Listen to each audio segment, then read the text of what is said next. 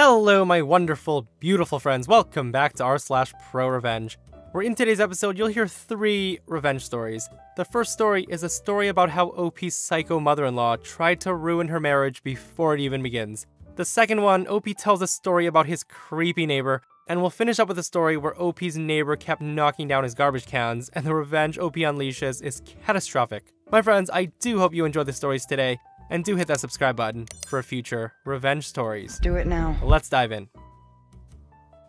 I've posted a bit about my fiance's adoptive mother, Susan, in the past couple of weeks. But for anybody unfamiliar with Susan, she was my lecturer when I was at university.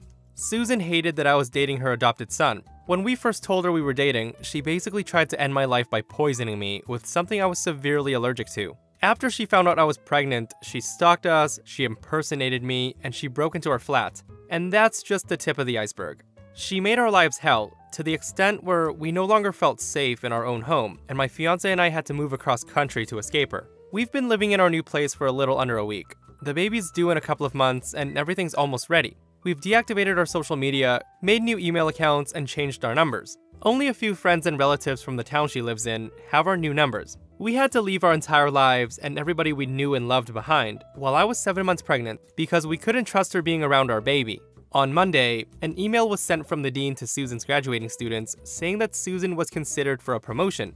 She was being promoted from lecturer to head of department, and they wanted to hear from her students first. The aim of this was to receive glowing recommendations to give to the board, and this was not the result.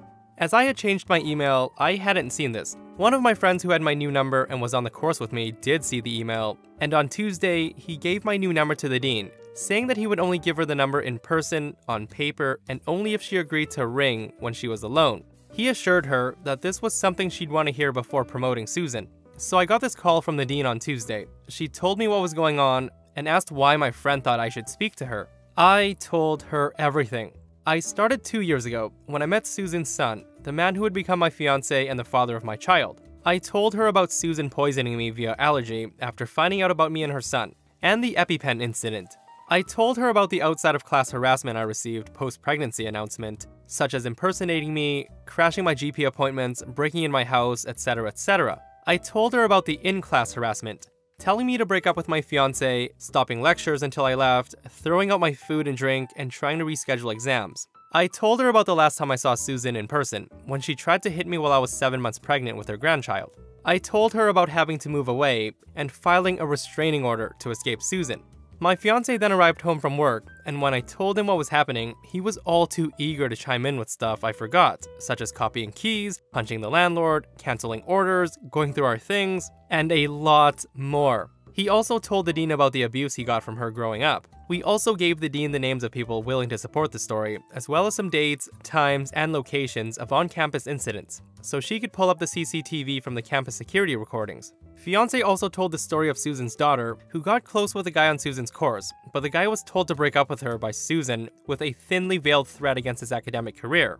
We also told the dean about Susan telling me to break up with my fiance, and vice versa, so she could, quote, better maintain professionalism.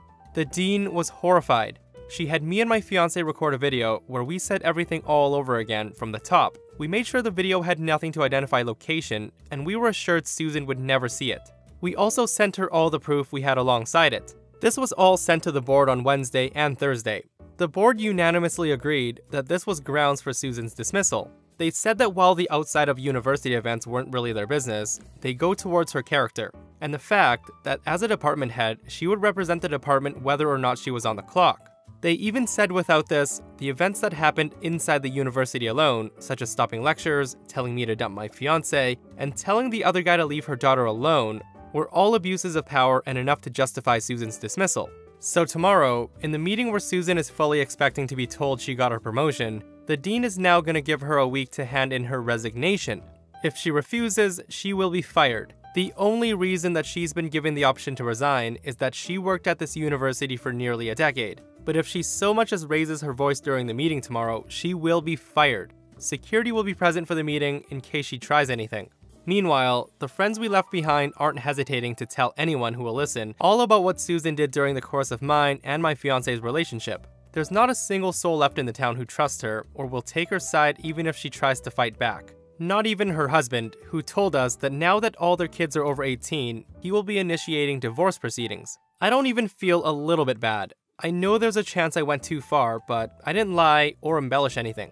I just gave the dean the facts as they are. Everything's 100% true, and while it was me who told the dean, I see this as Susan's actions having consequences. Susan has more than enough money to pay for herself for the foreseeable future. She owns her home, she'll have a roof over her head, and money in her bank account. And if she wanted to, she could get another job, just probably not one as a lecturer. Guys, this woman got exactly what she deserved. I really want to know why she didn't want OP to date her adopted son, or how she didn't want the other guy to get too close to her daughter. OP does answer a few questions that you guys might have regarding the post though, and here we go. What is Susan and fiance's relationship exactly? Biologically, they're aunt and nephew. Fiance's parents weren't in his life a lot, and when they were out of his life, they'd leave him at Susan's place. And when he was 14, they left for good, at which point Susan said she adopted him. Fiance has never seen proof of this, but she refers to herself as mother and to him as her son.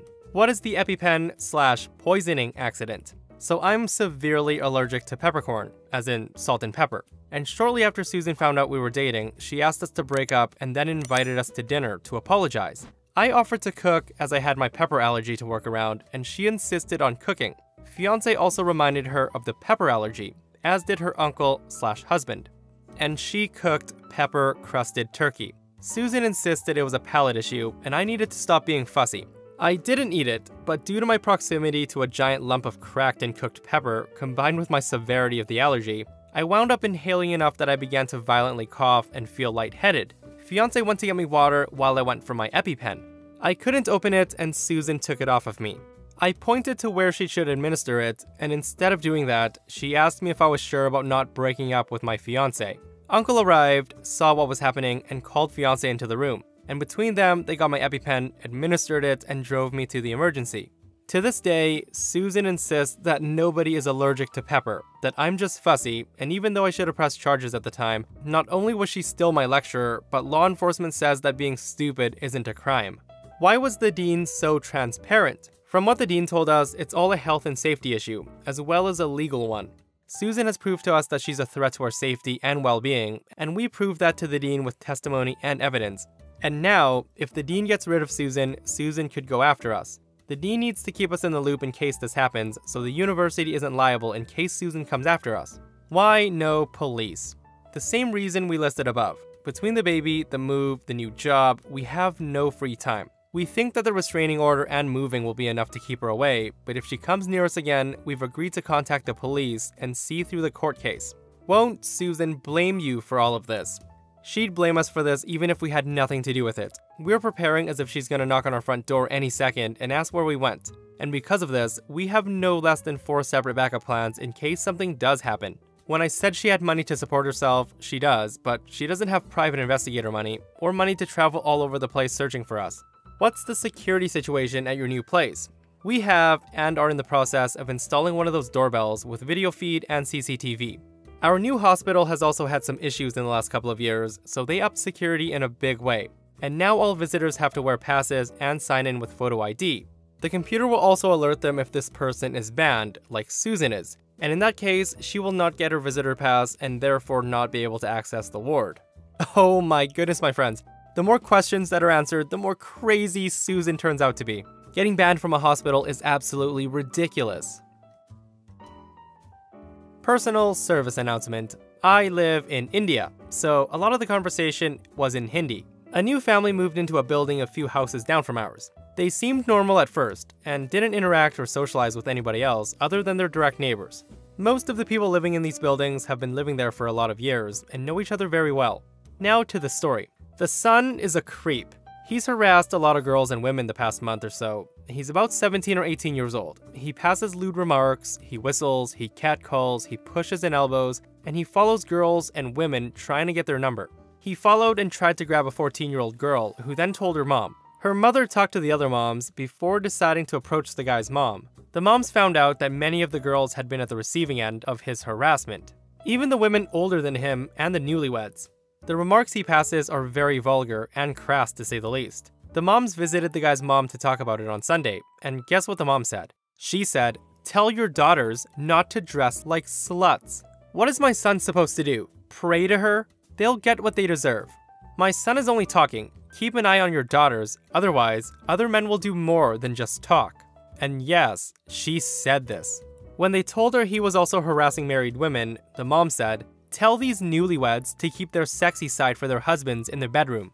Needless to say, everybody was pissed. All the girls got together and sent messages to his college friends and groups on social media about his behavior. But it's the boys and young adult men that stole the cake. They immediately started to buddy up to this creep and congratulating him on getting away with being a hero. He certainly felt proud of it, and full of himself. And from Tuesday evening, the revenge party started. Some of the guys, along with the creep, were standing near a gate of his building entrance when his mom comes home from work. As soon as she came near them, all the guys started making remarks on her and whistling at her very loudly. One even shouted, "Keep your sexy side for your husband in the bedroom," and, "If you come any closer, then I'll have to come with you." Most of what they said were words uttered by the creep himself and mom herself. The son was mortified and angry, but he couldn't do more than just cuss them out and leave, because there were about 4 to 5 guys. This continued every day, twice a day. In the morning when she goes to work, and in the evening when she returns. She's received comments on the way she dresses, the way she walks, the way she looks, the time she comes home, etc, etc. All of this is done in front of her son, and whenever he objects, he's told to keep his slutty mom in check because the guys are only talking. Other men might do more. Finally, the creep breaks down and cried yesterday, but he didn't apologize. The mom tried to approach the parents of the boys, and to her dismay, she found that most of the boys were brothers or neighbors to the girl, whom her son had harassed. Quite a few moms also told her not to be a slutty, as it was a bad influence on their sons. One awesome dad even shut the door in her face, saying that he doesn't talk to women who can't parent their children. The mother truly did get a taste of her own medicine though. It sounds like the son was the way he was, due to the mom being the way that she was. I'm so glad to hear that all the men in the community got together and taught her a lesson though. What a super satisfying revenge, guys. A bit of backstory. I live in a predominantly Mormon area, and I'm not Mormon. I receive quite a bit of criticism from my across-the-street neighbor because of the religious difference. He currently has 10 kids. About a month ago, on trash day, he told one of the kids to kick my trash can over onto the street. The kid did it, and I witnessed everything. Now, this is not the first time he's kicked my trash over, and I figure it was a lost cause to go over there and ask them for some decency, more than I already have. That same day, I was reminded by a friend about how I used to have a pen pal when I was younger before I moved.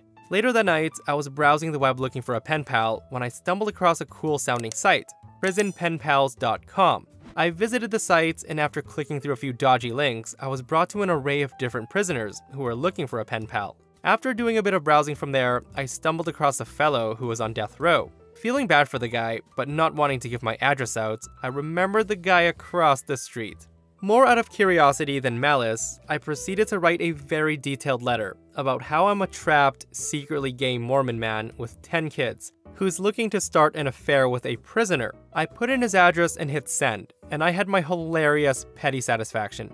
Now, I expected nothing to come out of this. I thought he would be going through his mail, see the letter, not open it, toss it, and think nothing of it after that. But boy, was I wrong. Of course, with it being a small town, the guy does run a small business here where one of my acquaintances work. I went in just earlier today and chatted with my acquaintance before he told me, "Oh my god, did you hear about the neighbor?" I said no because I hadn't, and he filled me in on all of the details. Apparently one of the neighbor's kids brought in the mail, only for his wife to find it and read the letter from the prisoner, responding to the joke letter I wrote. Now, I don't know the specifics of the letter, but I do know that his wife threw a fit when he arrived home and made him pack his bags. He also informed me that this was not the first time the neighbor had started or tried to start an affair with another man, and apparently this was the last straw for her. I'm still shocked, horrified, and extremely amused by this predicament. So OP did get a lot of backlash with this revenge, and he comes back to defend himself saying, "I've seen some comments saying that the guy didn't deserve it by just kicking over a trash can, so here are some more details. I'm the guardian of my younger sister. I got her a cat about a year ago, and the neighbor told me that the cat is not allowed on his side of the road." Okay, whatever. A couple days later, the guy calls animal control on the cat because it was wandering on the sidewalk in front of his house. They said they couldn't do anything since it wasn't on his property, so the neighbor takes the cat and drops it off at the animal shelter, pretending it's his, and tells them to put it down. They obviously refuse without the papers and she's chipped. It's a whole situation. On the day they moved in, my little sister made them brownies and took them over, knocked on the door and waited. They didn't answer. So little sister wanders back across the road, and when she gets to our front porch, she looks back to watch the father throw away the treats, plate and all, into the garbage. So my friends, let me know what you think of the story. Was the revenge going too far? And did OP actually coming back to defend himself do more harm than good? Guys, if you enjoyed the stories today, do remember to hit that thumbs up. And if you missed the last episode of r/ProRevenge, an idiot scammer tries to steal OP's $3,000 arcade machine, and he gets absolutely destroyed. Check it out if you haven't, and I'll see you guys in the next one. I love you.